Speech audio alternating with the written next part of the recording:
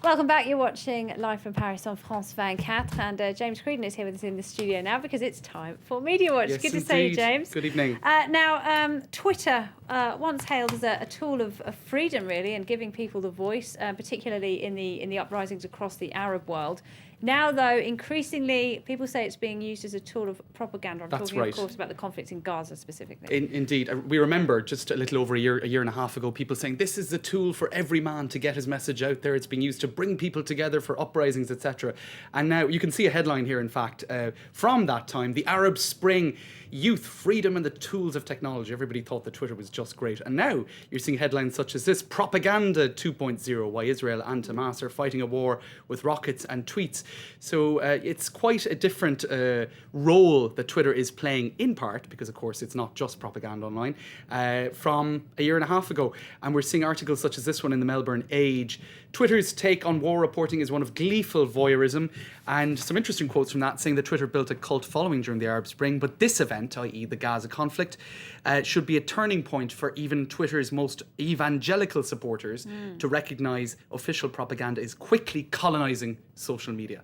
So I think that's something definitely that we've people have noticed realised since last how week. powerful it is, haven't they? And That's right. It's being used, and the argument that is being made by each side is, well, if we don't do it, it's just going to be the propaganda from the other side that is colonising the web. So we have to, because if we don't, they'll do it. It's very powerful, and everybody's looking at it. All right, Yeah. and of course, social media is being used to fact check certain media and draw attention, of course, to all the inaccuracies. That's and that right, kind of thing because as well. again, you could say social media, wonderful real-time discovery of what's happening, but actually real-time errors as well, right? This guy, John Donison of the BBC, has been fact-checked today. This and other such items have been doing the rounds of social media. No excuse for broadcasting lies.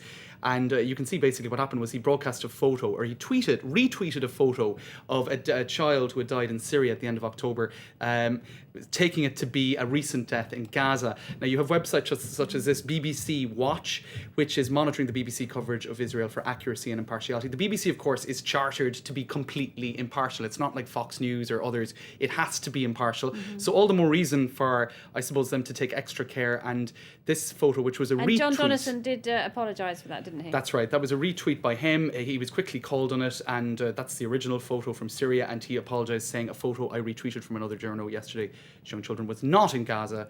There you go. So a reminder for journalists really to take care with what they're retweeting, because it's not always accurate information. And just a couple of other details online as well. The Jerusalem Post has come in for some criticism today. One of their journalists was doing a story on pets who are freaking out because of the rocket sirens. Some people thought, hold on a minute, is that really the most pertinent story we should be covering, pets freaking out? There are also human beings involved in all of this drama. Yeah. And there was one article also by the son of Ariel Sharon using very extreme language in the Jerusalem Post, calling on the government to basically raze Gaza to the ground, and the civilians are responsible for this because they elected Hamas. And he got a lot of criticism for that on social media, people saying really the Jerusalem Post should not have published that piece. It was just not very balanced. Not a very balanced call at all. No. All right, let's move on then, shall we? Here in France, this is a little bit more light-hearted. They're trying to replace Nicolas Sarkozy. Not an easy job to do, No. to fill his shoes. But these two men, Jean-François Copé and François Fillon, of course, the former Prime Minister, they both say they won. Yes. And then they accuse the other of cheating. It's really not. I mean, what I find extraordinary about this story is these are the people who are the flag bearers for democracy and democratic parties. Right. And internal elections are being supposedly manipulated, right?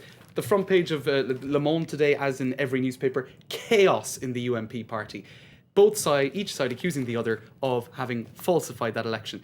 What I thought about immediately when I saw the story was 2008 Right, in the Socialists. Socialist Party. They did the same thing, didn't Exactly the same thing happened. Now, Ségolène Royal came out and said, well, this reminds me of something, because she ended up losing that arm wrestle with Martine Aubry And that was a bitter for the battle, leadership of wasn't the it? Socialist Party. And neither of them are anywhere now. That's it. Neither of them François in the Hollande government. swooped in there and took the prize anyway. But she is saying, well, at the time, for the good of the party, I stepped aside, even though I was suspicious of manipulation of the vote in the Socialist Party. So if both in the Socialist Party and in the UMP party, in the past 4 years, you've had internal internal elections with chaos and accusations of voting fraud, really that doesn't reflect very positively on democracy. It's not very becoming, France. is it? No. For anyone who's trying to do the best for their party and for their country to behave like this. But we still don't have a result, do we, from the UNP? We don't. We'll have to wait and see. As they're saying in the media now, we're heading for a second nuit blanche, a second.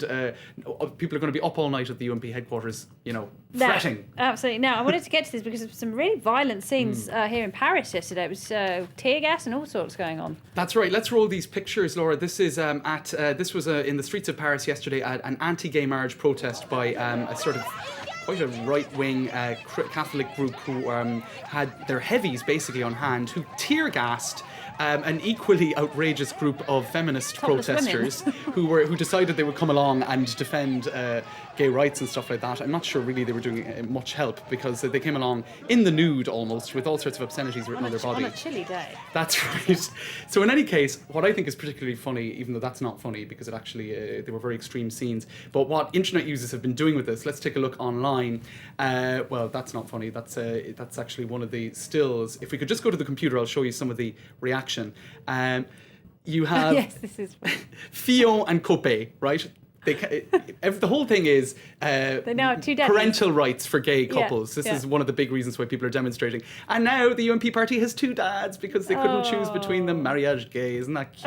I don't think and so. here you have the écologiste. L'UMP aussi a deux papas maintenant. So a lot of Who people. came up with it first? Well, the Jeunes Écologistes, which is the Green Party, their youth movement, they were very quick off They the were mark. pretty quick with that, yeah. And they put up Hot on the social media as well. that's right. Quick to link the two top stories of the day on Sunday and to mock the UNP party a little bit for their current drama. Brilliant stuff, James Keenan. Thank you very Thanks, much Laura. indeed. That's it for Media Watch. Now, if that's not enough internet news for you, it's time now for our daily dose of web news.